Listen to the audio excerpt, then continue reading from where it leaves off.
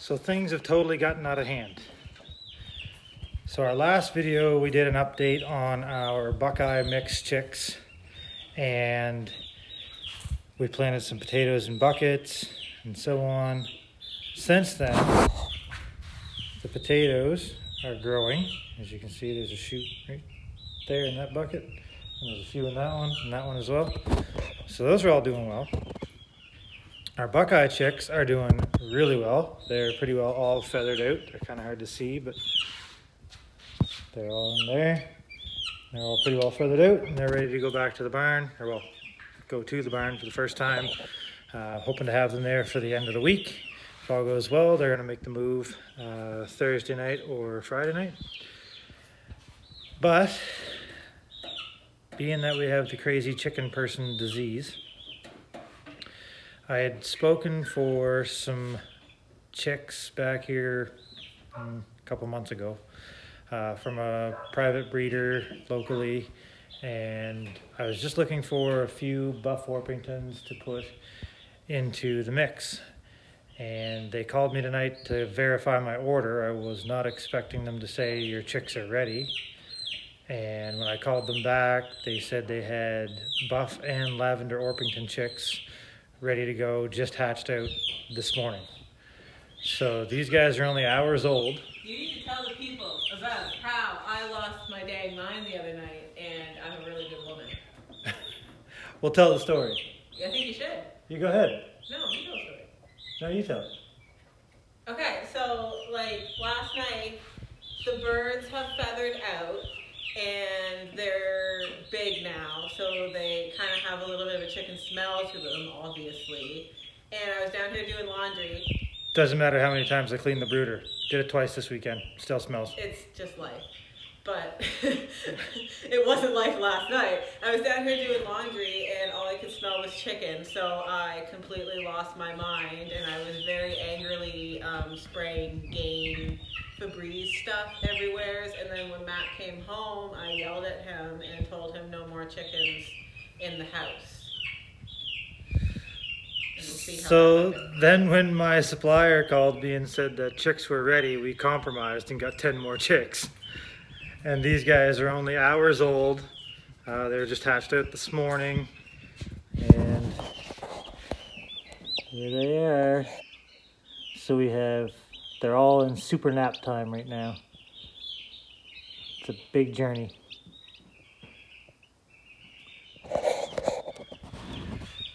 So that's our new batch.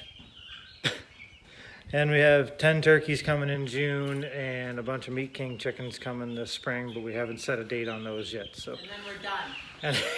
And then we are done for this year. So you guys will get some update videos on how all this is going. Hopefully we'll have an update video with the Buckeyes in the barn, and these guys will be in the bigger brooder, and everything will be peachy. Have a good one. We're definitely not done.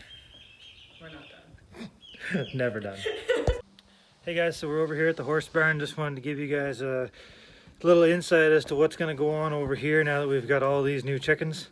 So our 10 Buckeye mix chicks are going to come over here into this back stall that I've got in my horse barn. If you remember back earlier this winter, we had a little issue with some frostbite on some of our other birds, so we brought them over here and put them in this stall. So this is where the Buckeye chicks are going to go, or well, poults now, are going to go in here end of this week. And they'll have a heat light and all that stuff in there, and they'll be sheltered. So they should be fine over here. Like I said, we're going to have the heat light on them, and they'll have a heated water, and their feed and all that stuff's in here, and it'll be nice and sheltered and all that fun stuff. But to get this ready, because when we first set this up, I just kind of had to throw it together quick, and I used this hardware cloth to close the front of the stall off, and I also used it in this opening here where the horses would normally put their heads out. But I needed that hardware cloth because I originally bought it for another project, which we're going to show you hopefully in the near future, because I just need a couple more parts to get it up and going. But we built a veggie washing table slash station out of some reused crates that we had picked up. My dad had gotten from work. We dismantled them, used the material, everything except for the hardware cloth is all used material. The double basin stainless sink is something we picked up at the Habitat for Humanity Restore. You can check all those places in your local communities. I'm sure that everybody has one. If you're not in our area, there's something like that where you're from, I'm sure. So we picked up a used double basin stainless steel sink, built a frame for it. It's about just over 2 feet wide, just shy of 2 feet wide and 8 feet long, and about waist height, so that way you can comfortably clean vegetables there. I just need to find a tap for it, for the sink, and then I'm going to try and build a water recirculation system so we can reuse the water from washing and rinsing off veggies to water existing gardens and plants as the spring progresses and we start getting into planting. So that's what I'm working on. Hoping to have a video on that for you. I didn't have the presence of mind to video building it, unfortunately, but you guys will get the gist. It's pretty self-explanatory. I'll go over it, and if you guys have any questions, leave them in the link below. Be sure to hit that like and subscribe button. So this is where our Buckeye Cross chicks are going to come the end of this week, and then that way we can put our new chicks into the bigger brooder. That one's not much smaller that they're in right now, but it's a little bit smaller, so we'll give them the more room. Just like to send a big shout out to Belding Hill Farms. They were our supplier for these buff Orpingtons and lavender Orpington chicks that we just got tonight. If you guys are looking for buff Orpingtons, lavender Orpingtons, black copper Morans, buff Brahmas, and I believe they have another breed, and you guys can correct me if I'm wrong, Luke and Jen, or Jill. I believe it's Silver Dorking. Could be wrong.